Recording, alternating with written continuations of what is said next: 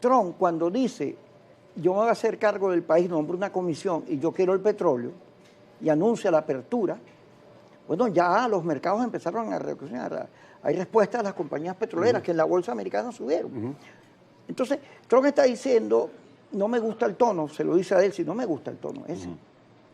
Y cuando te dice que viene una segunda ola, tienes que tomar eso. Ojo, los que gobiernan, Delcy, Jorge,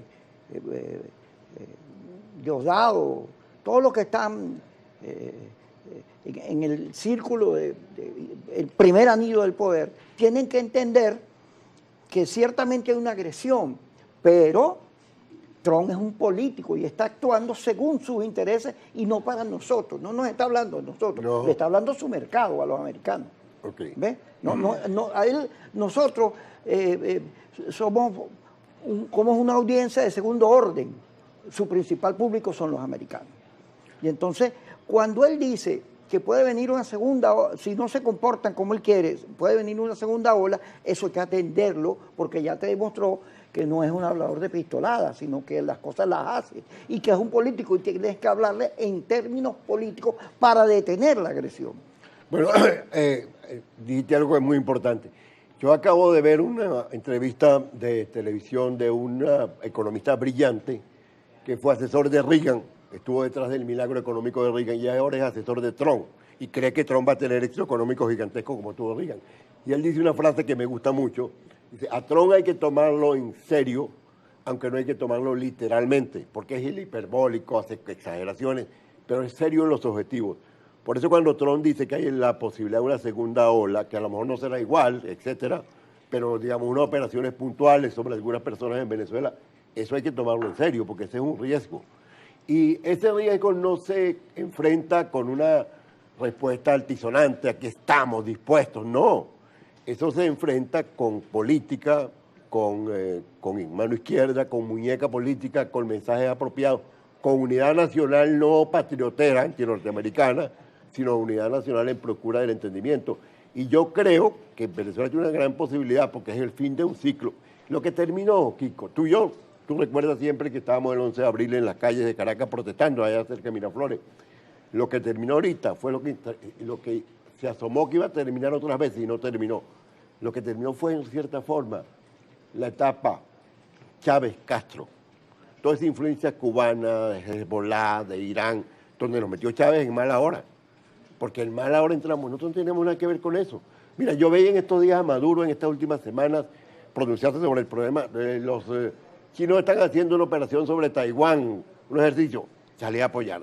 La Cancillería venezolana pronunciándose sobre los yenemitas estaban bombardeando unos barcos. La Cancillería venezolana. Perdón, ese no era nuestro tema. Yo creo que Venezuela puede, entendiendo que terminó una etapa, que el chavismo es una realidad, no es que tú, porque terminó esa etapa, tú lo vas a execrar, tú lo vas a perseguir, no. Es una realidad social y política que tiene derecho a existir, tiene un papel, todavía son los que dirigen el Estado, pero tienen que entender que terminó esa etapa. Y esa etapa puede abrir un espacio, una posibilidad gigantesca para que Venezuela se unifique y empiece a crecer. Yo creo que eso en primer lugar depende hoy de la estabilidad de la presidencia encargada.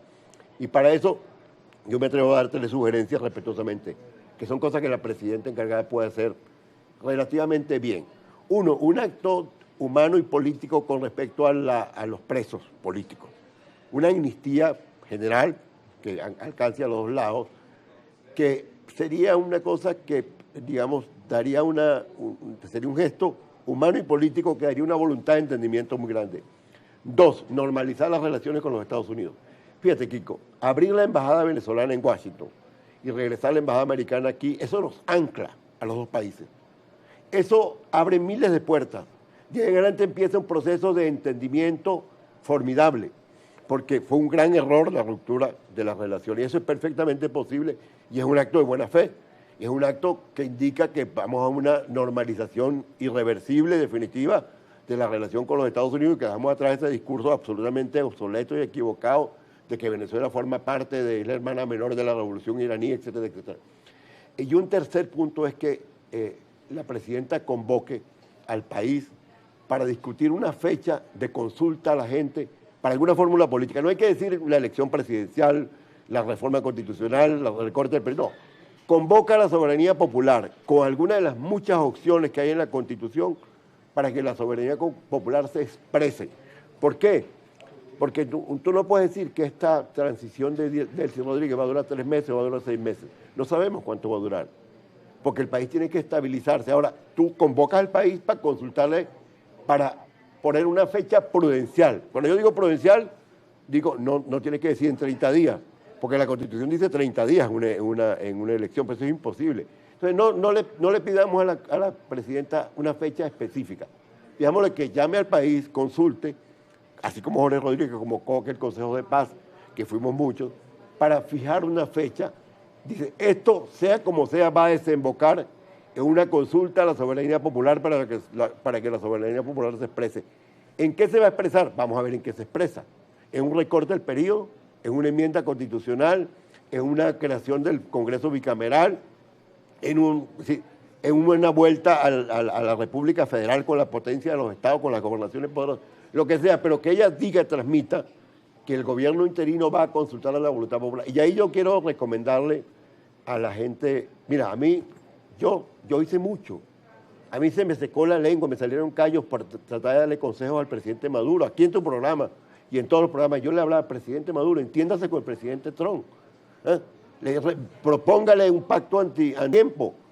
Dígale que usted está dispuesto a que la DEA venga a Venezuela porque Trump impuso la narrativa del narcotráfico y esa narrativa le justificó esto. Yo lo dije de 1000 maneras, tratando de ayudar. Lamentablemente, uno no fue oído.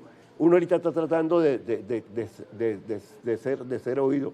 Yo digo, oye, hablemosle a la presidenta, hablemosle con buena fe, pero no condicionándola. O sea, no condiciones la estabilidad que hagan lo que yo creo. Dile, pero sí es fundamental transmitir que hay una voluntad de unidad del país. A mí el discurso de ayer de Jorge Rodríguez me pareció unitario. Ajá, déjame decirte algo, fíjate. Yo acompañé, tú lo acabas de nombrar, a la oposición venezolana en todos los episodios. Hasta el 17 yo llegué compartiendo la MUV, ¿cómo se llama? La coordinadora. Yo respaldé a todo el mundo, estuvimos allí. De manera que en todas esas iniciativas, sobre ellas yo tengo una reflexión. Yo creo que todo eso terminó siendo un error, porque repetimos la fórmula de 11 de abril muchas veces. Entonces fracasabas y no cambiabas. Y llegó un momento en que el radicalismo lo que se llenó fue de odio, no de política.